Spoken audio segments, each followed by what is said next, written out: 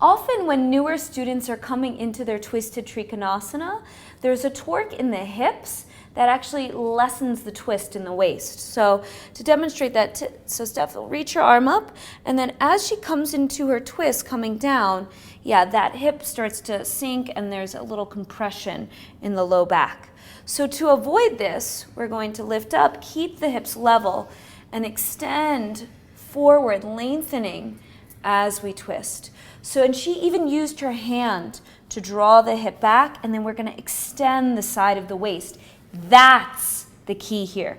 The hip pulls back and the sides of the ribs reach forward. There's a feeling of the center of the chest reaching forward and the top of the shoulder softening back as the shoulder blades spread.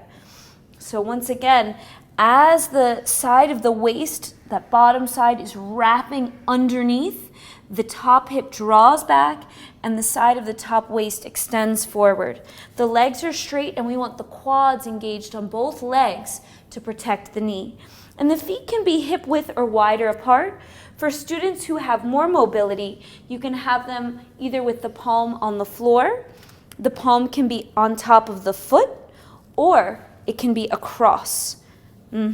Same work, and yeah, nice little check is with the hand on the back, feeling where, if the hips are level, and then the arm comes up.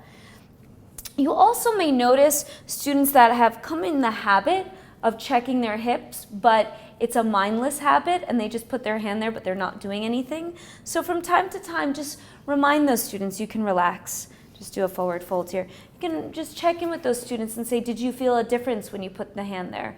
Not to correct them, but simply remind them that they're doing so for a specific purpose, and there should be a shift in their hips if they're making the choice to put the hand on the low back.